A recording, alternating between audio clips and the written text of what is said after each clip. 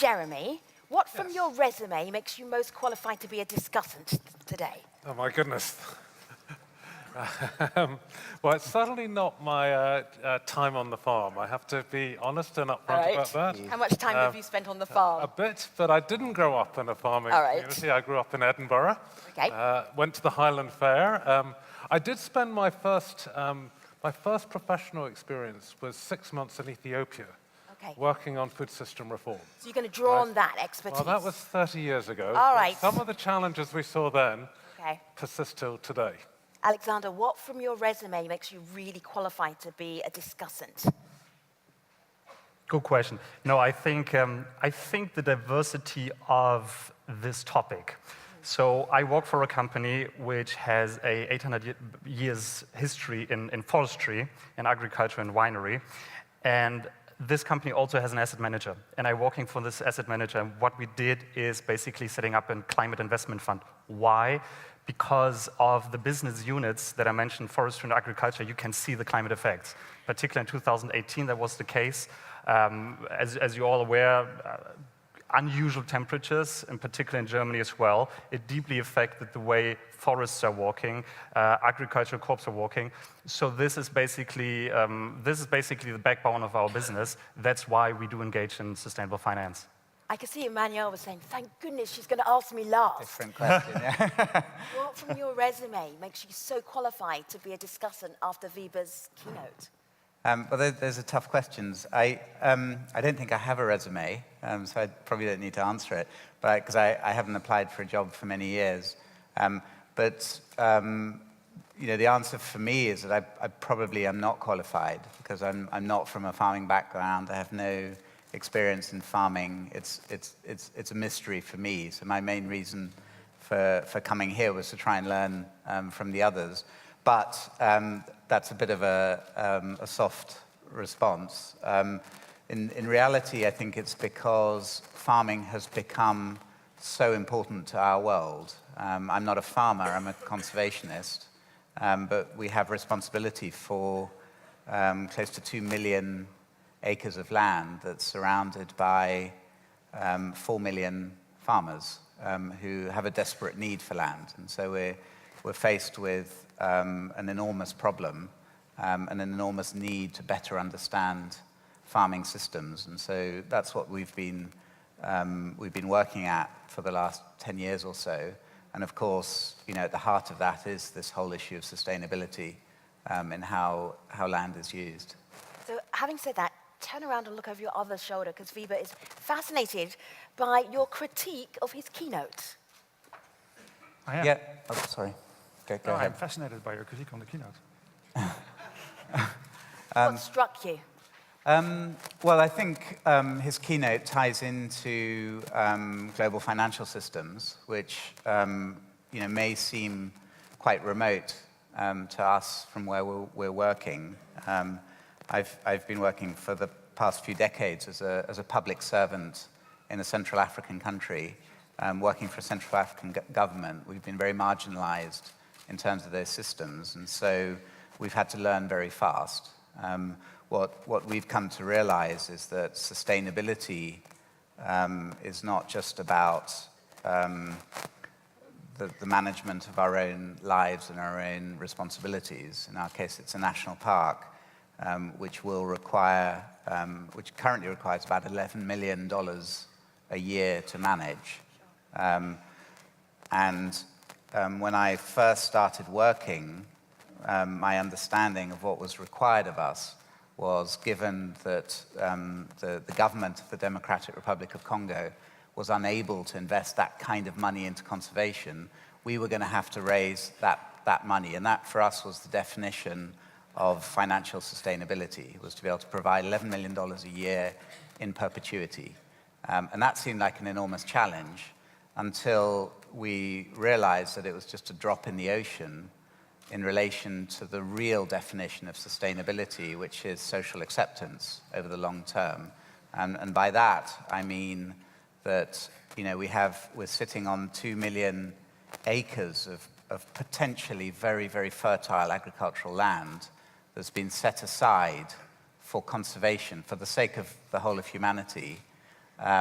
And so it's the whole of humanity that benefits from that extraordinary wildlife. You got all of this from Weber's keynote, because that's Absolutely, impressive. yeah. That's amazing. That's extraordinary. Alexander, you just looked at me. Why did you look at me? Not intentionally, but I think one point that I think we can stress even more with regard to the Paris Agreement is that we have to think about it. It's a legally binding contract. It's not just some piece of international law, it's a legally binding contract. And if you look at the contract and you look at Article 2.1, it basically says, it's addressing the financial community. It says, on a global level, capital flows have to shift from brown to green. And this is quite striking. I mean, I've been to Paris 4 years ago where the negotiations took place, and it was remarkable that a lot of financial institutions have been participating, but they haven't yet really understood the call that was being made there 4 years ago. What I mean by that is some of you are aware of the divestment movement. So basically, out of Paris Agreement, there was a sort of social movement evolving, which was asking for the financial community to get rid of any financing in coal, oil, and gas. And you could say, okay, fantastic move, and a couple of banks have actually joined. Now, 3 weeks ago, a study came out, which was basically saying that most of the institutions that said to have divested from coal actually increased their coal finance. BlackRock is an example for that. So I think the type of urgency that we're stressing at conferences like these and the good narratives that have been set in place during the past 4 or 5 years is a good sign, but it's simply not enough. What's the most pressing question you wanted to ask Weber, but he was already in the middle of his keynote? I'm asking him. I think you made the point of systemic change as well, which is required. And I wonder, how do you see this systemic change? So how deep does it go? My thesis would be that we're talking about sustainability in finance, but we haven't really changed the rule set of finance. So if you take a class in finance or economics, for example, the first thing you hear is growth is good, greed is good. It doesn't sound very scientific to me. It sounds more like a dogma. And how can we sort of erase this dogma, which is underpinning most economic theories, most economic models that we all work with?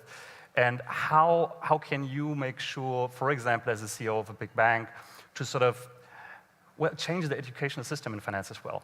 And whether you look for candidates or for people. Alexander, it sounds like you're answering your own question. True. You should pause and let him answer and then come back. Done. All right, Weber, go ahead. Well, thank you for the question and the half answer. By the way, on that shift from out of coal, gas, and oil, we have moved out, and you can actually audit it. We do not finance it. We don't do it for a long time.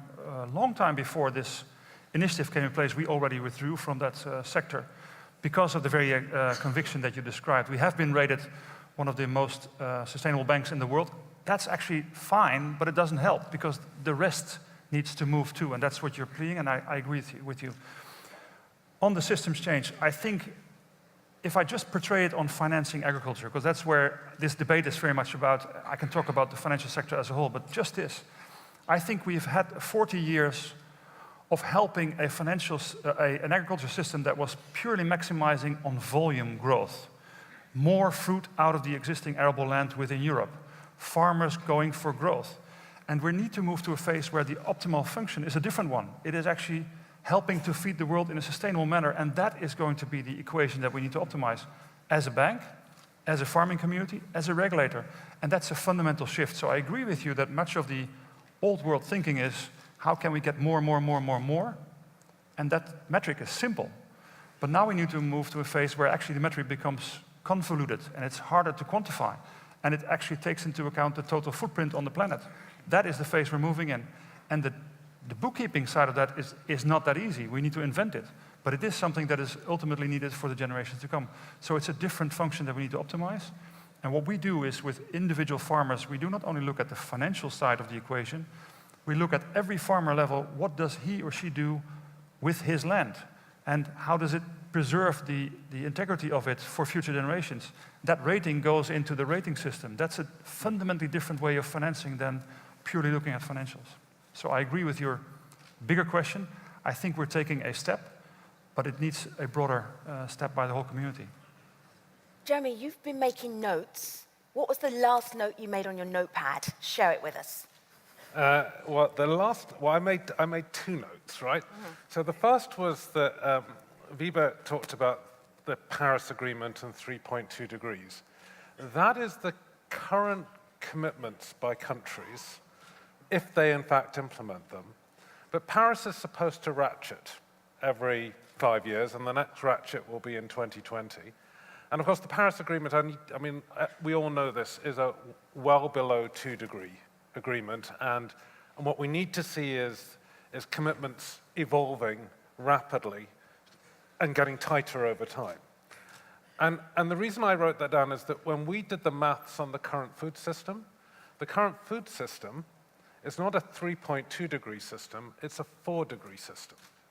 So what I am looking at is a world in which we need to increase our food production, not by double. People come up with these insane numbers. I don't believe that, actually, but there's a significant increase that will be required, at the same time as taking the emissions of that food system, which are essentially about 10 gigatons a year, down over the next 25 to 30 years to 0.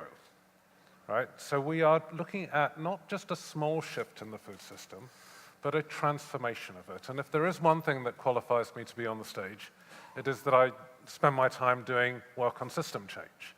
So anything that is looking like a tweak to the current way that the system operates, just a little marginal optimization of what we got, is not going to do the job.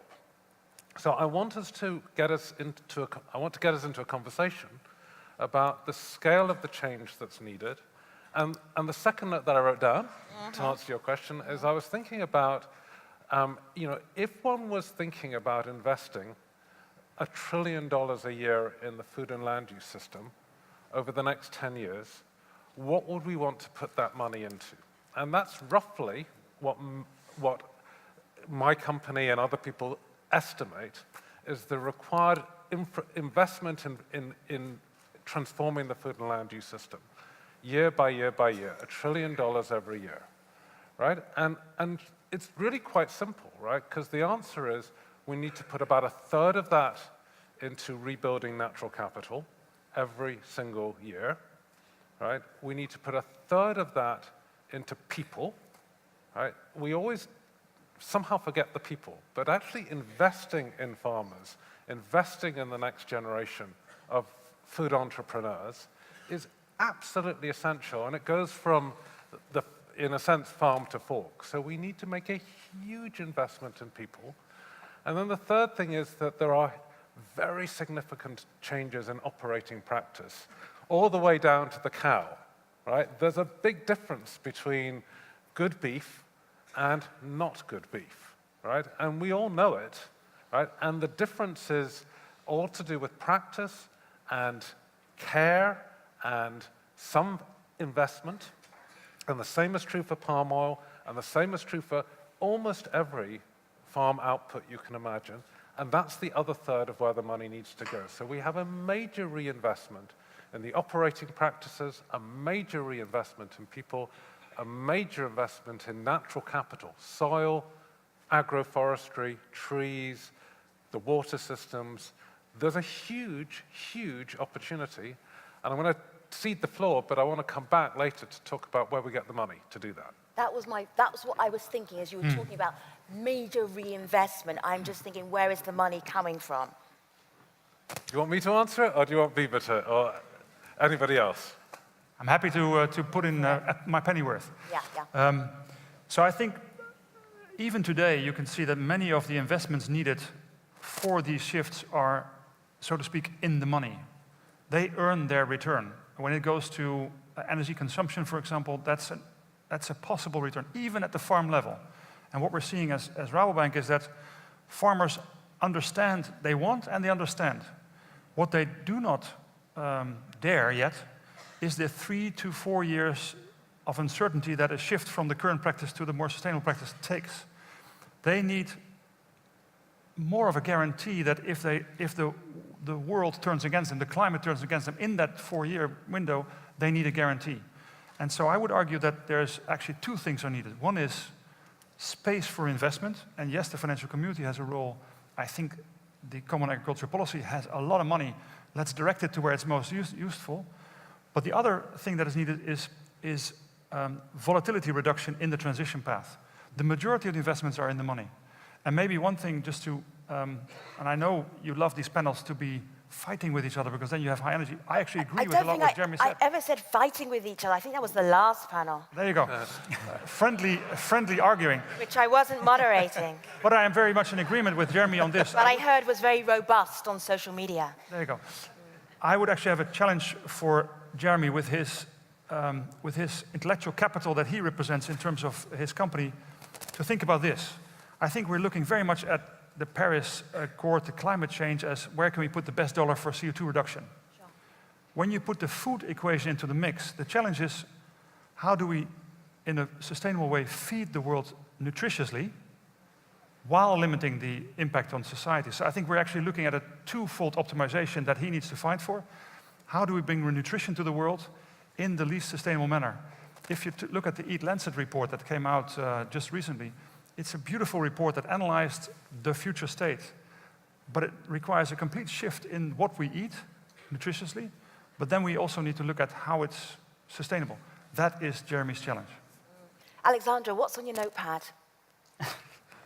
2 points. Yeah. One was Jeremy was talking about systemic change, and I love that phrase, and I absolutely echo it.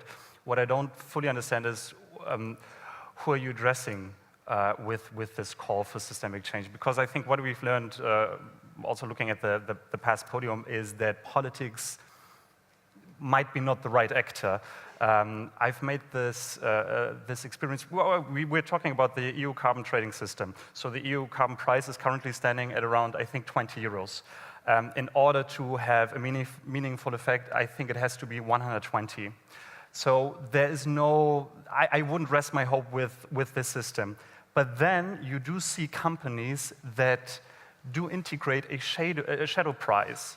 They just say, okay, I assume the price is at 90 euros, and so I reframe my whole business model, and I reframe sort of the way I look at processes and products. And this is an interesting thing. So I think we should not only rest our hope with politics and with regulation, and I like the phrase that you were putting outside saying you're a fan of regulation. I'm too when it comes to the, when it has steering capacity. But I think what we've seen since Paris is that this approach fade a little bit, and I'm wondering what are the actors that could introduce the systemic change. Not quite sure. I do like the Future for Friday movement, for example, or other movements, the divestment movement. So it's actually outside the parliaments that is driving this force behind sustainable finance as well.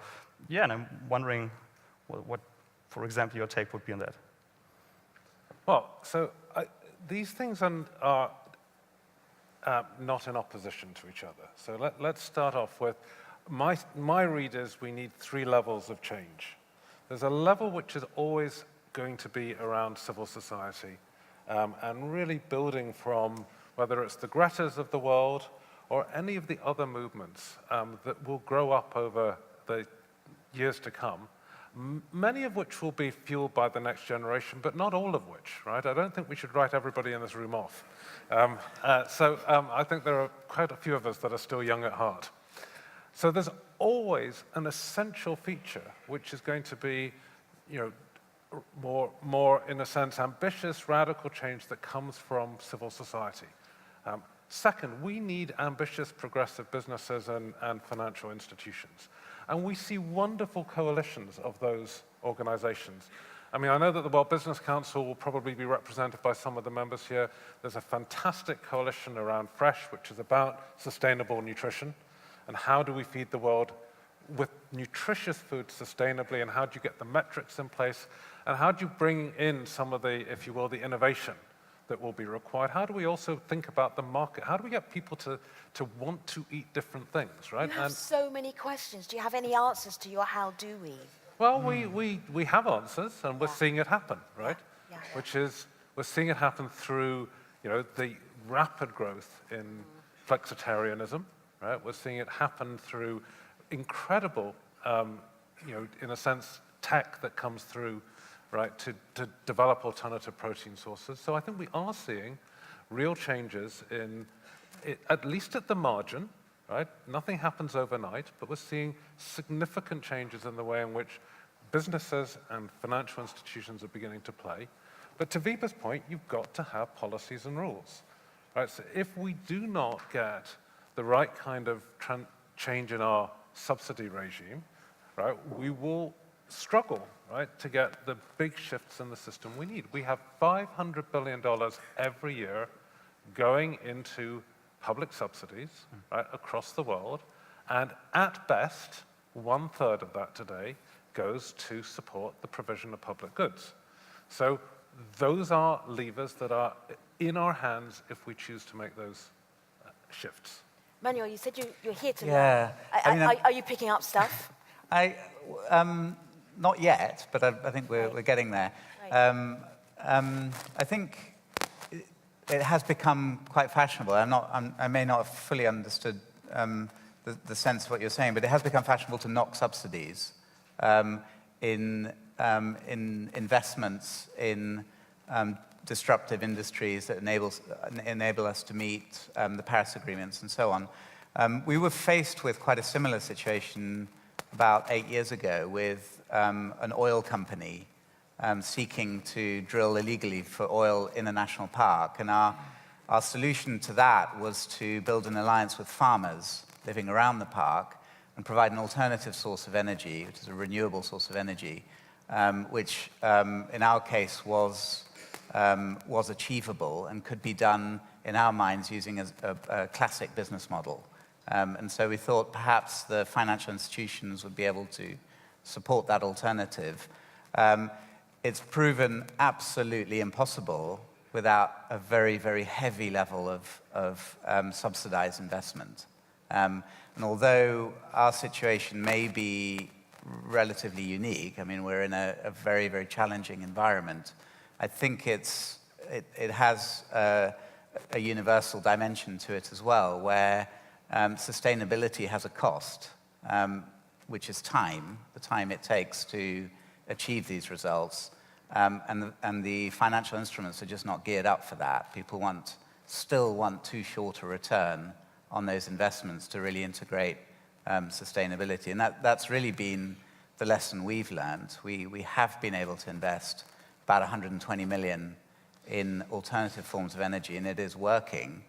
But the only reason it's working is because of subsidies. And I think that's a wonderful example of using subsidies to deliver a public good. So what you've done is taken an energy system, right, that has been dependent on imported, very expensive diesel, right, and you've turned it into an energy system that is clean, run-of-the-river hydro-based, and that's what subsidies, well deployed, can do. And I think it's exactly what Wiebe and I are arguing for in terms of the investment needed to transform practices, whether it's in palm oil, or it's on regenerative agriculture and soil health, or it's in livestock production. There are ways to do it that are good, right? And there are ways to do it, frankly, that don't deliver both on the environment and on the food that we need. And to shift our practices, to learn how to do the new things, just as you've done on energy, right, in the Eastern Congo, takes a shift, it involves new risks, and that's where our public funds and the subsidy support should be going.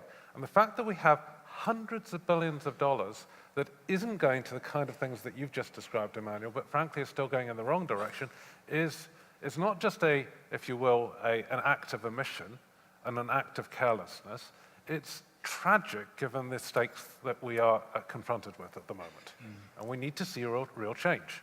Let me open up the conversation to the people in the room, people online as well. Still debate with each other and discuss with each other, but let's bring in some new people here. Paul Ravensbergen asks you, Wiebe, you propose for the cap to incorporate better emissions at farm level. However, how do you deal with emissions that originate from inputs that come from off the farm? Well, that's a good question, because those also need to optimize their CO2 footprint, and you want the farmer to be able to choose. Let's take a very practical example. Food for cows. there is a very concrete choice that farmers can take a new innovative food sort that reduces the emission of the cow, and he should get the reward for that. And then the innovator of that food lot needs to get the benefit of getting that food. I think it's the whole emission of the whole supply chain. So this should just be part of the influencing model. I agree. Good question. Another one. Does the next generation of farmers have access to funds for new farming methods that are climate-proofed? Who wants to take that one? Well, here, let me give you an example. We have this alliance with the United Nations Environment Programme that aims to do this. We identify the practice shift that can take place in Brazil, in this case, that optimizes the use of different crops and feedstock on the same land, thereby limits the need to chop down forests. It stops there. That's an approved, or that's an investigated method. If we put incentives in for the farmer, they will then adopt it, and the buyers control their offtake. That's a very concrete example. It's the heart of that program, and we put $1 billion in it. If you're watching online, I haven't lost my mind. I'm trying to get the microphones to the right people. Put your hands up and keep your hands up until a microphone comes to you. All right, we have one there, we have one there, we need one over here. Thank you. Sorry, Jeremy, go ahead. No, I'm going to say, I mean, the answer is Rabobank is an exception, right? I mean, the program you put in place, right, has required you to take steps that most banks would not normally take, right? Because it involves, you know, a different, if you will, funding model with different risks, right? And a willingness to offer incentives to farmers to invest in, if you will, a different farming practice over a number of years in exchange for a different, if you will, kind of cost of borrowing. I don't know of other banks that are doing that. There may be, but it's not the standard practice in the banking community to really think hard about how to create incentives through their financial instruments to drive a shift in farming practice that will reduce climate risk. That is not standard within the banking system today, and I'm hoping that others will, you know, copy what you're doing, and I hope you're able to scale up what you're doing, because the proof of it will be that, in fact, it actually generates better outcomes for the farmer and lower risk for the bank. Right? That's the goal here, right? But this is $1 billion in an industry that presumably, within a given season, is lending out $500 billion every year, right? Each season to farmers. So it's less than 0.1% of what's going on in the world, and that is what has to change. The example, by the way, of United Nations, I really love them for it, because they've taken a different lens. They said, we need to partner with the private sector, and we're just the first one that they want to partner with on this program. And so it's an open invitation. But they've taken the step and said, how can we use our money best to create incentive for the private sector, in this case, banks? And that's an open invitation for any bank to participate, and we would be happy to have anybody on the lot. All right, let's start with the questions over here. Public-private partnerships Europe, it's actually picking up on your comment, and to say that I am more and more concerned to see that SDG 17 is an afterthought in these discussions about reaching the goals. And very much along the lines of what you're saying, we have to remember, people like me do remember what was done in the MDG cycle, that partnerships are a large part of this solution. It's not just financing on one side, because that's kind of throwing away the discussion, oh, the private financing will come and pick it up. No, it's about building a partnership agenda along the lines of what you're talking about to define common goal and how you actually can achieve the goal better together than separately.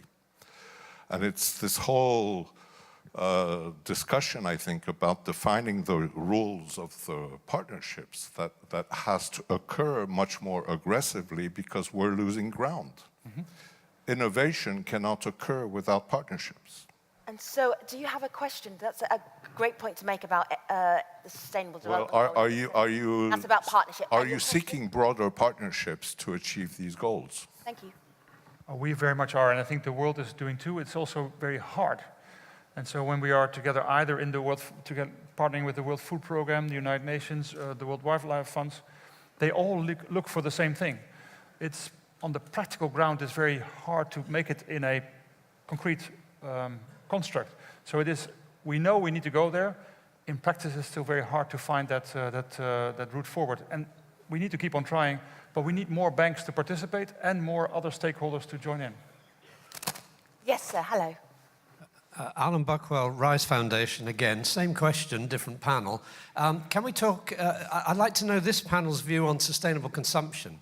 Does it mean anything, or is it an empty concept? I mean, I was struck with Wiebe Dreyer's enthusiasm for regulation, and you've all talked about incentives, and I think I'm glad to hear that.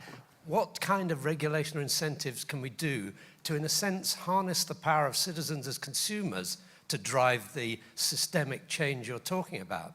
I mean, it does seem to me, we heard from the Climate Change Commissioner that no matter how hard we work on reducing agricultural emissions, we'll not drive them to zero. So we're then depending on deflecting land into forestry and so on as a way of sequestering carbon to offset that. But on the consumption side, are we not talking about it, or are we? And what are we prepared to do to encourage and incentivize change? Yeah, I'm very much in agreement with you on that. Change in consumption is crucial. In fact, the Lancet report is quite outspoken, and if you read the outcome 30 years from now, you're thinking, wow, is that my life? It is your life. And it means less meat in our normal consumption. And that's a hard thing to say in a world that is growing up under the assumption of meat. By the way, in the end state, there will be more meat in the world, but it's just that we get to eat less of it. The way that regulation can play into it is creating a common standard for transparency on the footprint that each of our foodstuffs creates in the world, and, frankly, putting a price on CO2 emissions that creates the incentive to also have that pattern change. I think rules cannot easily shift consumption patterns, but it can certainly facilitate transparency and awareness of it. If in the end, there was a Dutch politician who said, in Dutch it sounded great, but I'll translate it in English, if there's a will, there's a way, and otherwise there's a law. It rhymes in Dutch, but it doesn't in English, but hey, you get the drift. So look, I mean, I think there are a couple of different aspects to it. One is, we are seeing, a whole range of, vegetarian and vegan and kind of, if you will, more sustainable products hit the markets, and that's a US, Western Europe phenomenon, and we'll see how the Impossible Burger and the like goes. But that sort of shift in the quality of food that's available, right, that has, if you will, much more sustainable kind of built into it. And we'll hear from Heather, I guess, later today, but that's essential. I mean, you've got to drive the change by producing better food that people really want to eat that actually also has a lower footprint. So there's a piece of this which is never going to be driven by laws and regulation. It's going to be driven by innovators and entrepreneurs who do amazing things with different ways of thinking about food. So that's part of it. There's a second piece of it, which is that the large food companies make a huge share of their profits through processed foods, right? And there's no getting away from that, right? And their economic models are today skewed towards food that is essentially ultra-processed, right? And we will have to think through what to do about that. And there are versions of what you can do, right? And there's disclosure, which is part of that, and it's no different from other forms of disclosure that have been pushed in other parts of the climate agenda. And we can also choose at some point to use tax, and other regulatory mechanisms. But when you realize that in the US, over 50% of end food consumption, and I think the number is over 60%, is what they call ultra-processed food, right? You've got a problem, right? And it's a problem from an environmental point of view. It's also unquestionably a problem from a public health point of view. So I think we've got to come at it both from the entrepreneurial side, some introduction of regulation, right, and taxes where appropriate, and actually using the social media forms of disclosure to reveal what's really going on, because I think, frankly, most people don't have the information that they need.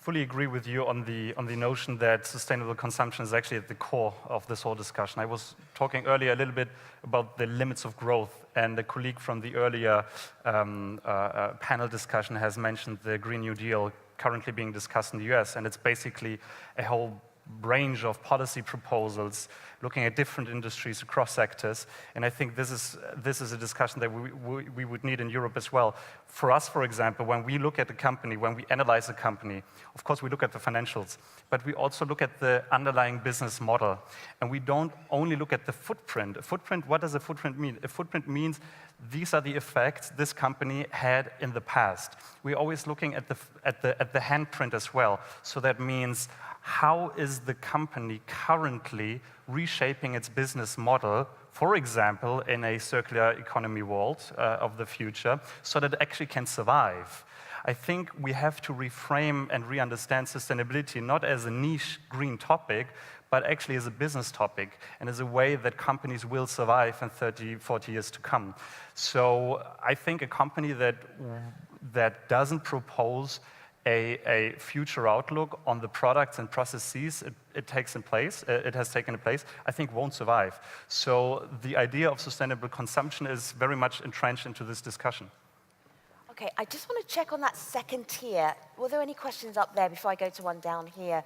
All right, to make sure there's a microphone there, very good. One right here, yeah. Okay, yes, I'm going to go up there second. I just wanted to make sure the microphone was in place. And then, sir, thank you for your patience. Go ahead. Yes. Microphone is on. My name is Gert-Jan Storm. I advise a number of civil society organizations, of which ICN. I'm grateful for mentioning civil society initiatives as one level of change. Systemic change is the plea we have heard this morning.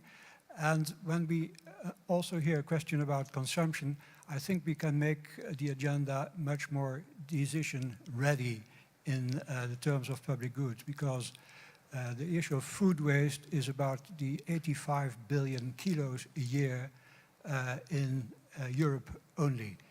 And when you talk about that, you talk implicitly about avoiding emissions of greenhouse gases and avoiding negative land use change and water impact. So the plea is for a governance system that will do away with the cap we have known, because we may have a risk that the new cap will be, with hindsight, a copy of the old cap and being a subsidy with negative environmental impact. And when we look at the positives, then next to food waste, plant-rich diets are really also an important agenda issue, also in the context of the new cap, because we have to address citizens' and consumers' expectations in terms of well-being and health. My question is, in this approach where we talk about financing sustainability and about risk pricing beyond just carbon risk, what is the scope to use the revenues of payments for ecosystem services beyond carbon pricing in the context of financing the new cap? Okay. Who wants to take that one? All clamoring at once. We're going to make this a very brief answer so I can go up to the top. The very brief answer is, you know, I think we need to learn how to get the carbon pricing bit right into agriculture, because that is the, if you will, the instrument that we, at least in principle, understand, and we understand how it feeds into soil health, and we understand how it feeds into other elements of the ag system. So it's not to say that there aren't other payment for ecosystem services, but let's get the carbon one really working to achieve what we want it to achieve and getting it to drive revenue back into farmers. The one other observation I would make is that there are lots of reasons that we have food waste in the system, and we all know that it's distributed in different ways in different countries. But one of the factors, unquestionably, certainly in Europe, is that food is too cheap. Right? And we dance around the question of what the real price for food should be. Right? But at the moment, what goes on is We don't pay for nature. We, in many cases, underpay farmers. And we end up essentially tilting the entire food system to keep food as cheap as it possibly can be, because that is politically convenient, right? And if you want to go back to 101 economics, if you underprice food, you'll keep food waste high. And it doesn't matter what you do in terms of some precise technical optimization. And so there is a very big, tough question that we need to consider about the shift in the system, and that's what should we really be paying for food? And my own view is that we're going to have to pay more, right? And that in its own way poses, I know you hate me posing questions. No, I love questions. I like questions with answers. But I'll give you the answer, which is that it is tough to do from a social justice point of view, right? That is what makes this debate so hard, right? And in a sense, if you price food properly, which most of us, I suspect, needs to result in a different set of prices to the ones that we have today, right? Then we will have to take some of the revenues from doing that, including the payment for ecosystems, so those type of revenues, and make sure that they are delivered in such a way that they can also help with some of the poorer consumers in our urban societies as well. We are right at the end of this session, but I did promise you that you could ask your question. Would you say your name, your organization, and your question immediately? And then the panel, in 30 seconds, will give you a response. Go ahead.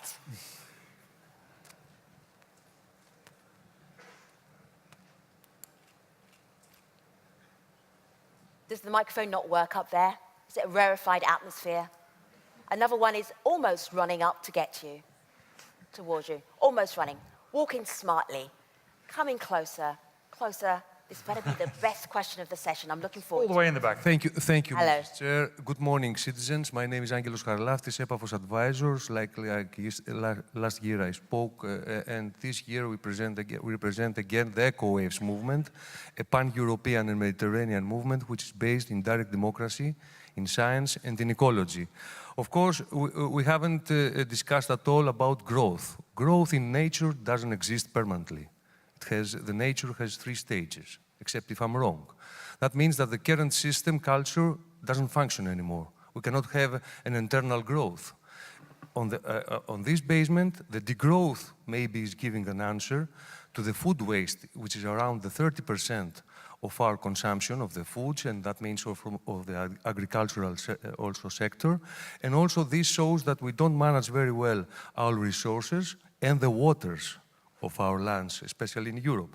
That's why we propose that the values of the European values should return, not the values of the luxury of the Americans, but the values of the Europeans, which they respect their environment, they have a meter in their activities. And also, why we don't speak at all about the digitization of the agricultural sector, which will give some solutions. Thank you very much. Thank you. Growth and digitization. We have a long day ahead of us. There's still time for that. Gentlemen, in a sentence, what is the most important thing you've either said or will say as when we're talking about financing sustainability? What is the one thought you want to leave everybody with? Wiebe, you go first. Yeah, I hope that the process of arriving at the common agricultural policy takes to heart the debate we just had and tries to optimize for the transition that is needed, rather than a decentralization wave of addressing social needs that are also important, but there are other ways of dealing with those from a European point of view. Emmanuel. Yeah, I think it's this issue of the cost of sustainability, the real cost of sustainability. So we've talked about a number of things of how you can offset those costs, but at the end of the day, a financial institution is going to look at the question of time as a fundamental element of risk. The longer it takes, the more risky it becomes for a financial institution, and that hasn't been fully integrated. If we're going to work towards more sustainable production systems, they need more time, and they're therefore inherently more risky. And that's what we have trouble financing, is that risk. Okay. Alexander. I think we have to change the way we look at companies and we analyze them. We have to put sustainability really at the core, even of our financial analysis, because I think it's a risk metric, and because it's a way we can see whether a company will survive. And last thing on sustainability in finance, there is no lack of finance. It's just a way we have to shift it. And I think this message, should be the key. Well, I think it comes back to shifting the conversation from one about cost to one about investing in the future food and land systems that we want to have. Right? And I do think it's going to take, in the order of $1 trillion a year, right? Which sounds like a huge number, but it's roughly 1% of global GDP, right? Relative to what we're talking about, which is for Europe or globally? For the world, yeah. right? For the world. It's 1% of global GDP to invest each year in the food and land use systems that not only feed us well, right, but also can be a huge share, well over 30%, maybe up to 40% of the climate solutions we need, of the biodiversity solutions we need, of the, if you will, the task that involves lifting the next billion people out of poverty. It's 1% of GDP, not as a cost, but as an investment in the future food and land use systems that we need. And it's that simple. We actually do have the money, because we have half of it, right, sitting in misallocated public subsidies, right? And if we put even a part of that to work, let's take half of the 500 billions, 250, right, and put it in the right direction, then I guarantee you that the private sector will come in and provide the other 3/4. Viva Dreyer, see what you inspired. Gentlemen, thank you. Good job.